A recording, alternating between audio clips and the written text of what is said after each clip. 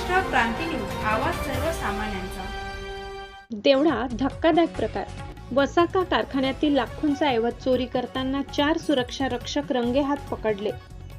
देवळा तालुक्यातील विठेवाडी येथील गत 4 वर्षापासून बंद असलेल्या वसाका कारखान्यातून लाखो रुपयांचा ऐवज चोरी करताना कारखान्याच्या 4 सुरक्षा कर्मचाऱ्यांना स्थानिक तरुणांनी रंगेहात पकडल्याची धक्कादायक घटना शुक्रवारी दुपारच्या सुमारास उघडकीस आली।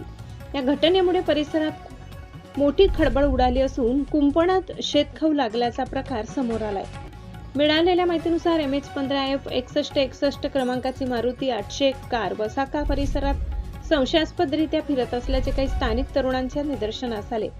संशय आल्याने त्यांनी वाहनाचा पाठलाग करत वसाका लोहणेर रस्त्यावर ते अडवले। वाहनाची तपासणी केली असता त्यामध्ये लाखो रुपये किमतीची तांब्याची तार आणि सुमारे 100 ते 150 किलो वजनाची मोठी पितळी प्लेट आढळून आली। या मालाबाबत चौकशी केली असता तो वसाका कारखान्यातून चोरल्याची कबुली संबंधितांनी दिली। यानंतर परिसरात मोठी गर्दी जमली आणि घटनेची माहिती मिळताच देवळा पोलिसांनी घटनास्थळी धाव घेत चौघांना मुद्देमाल व वाहनासह ताब्यात घेतले। विशेष म्हणजे चोरी करणारे हे 4ही जण वसाका कारखान्याचे सुरक्षा कर्मचारी असल्याचे निष्पन्न झाले।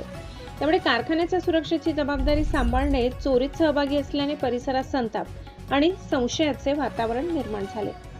चोरी प्रकरणी हितेंद्र गंगाधर भांबरे, शरद तानाजी गरुड, शरद वामन गरुड आणि भाऊसाहेब दिलीप गांगुर्डे यांना चौकशीसाठी ताब्यात घेण्यात आले असून त्यांच्या विरुद्ध चोरीचा गुन्हा दाखल करण्यात आलाय।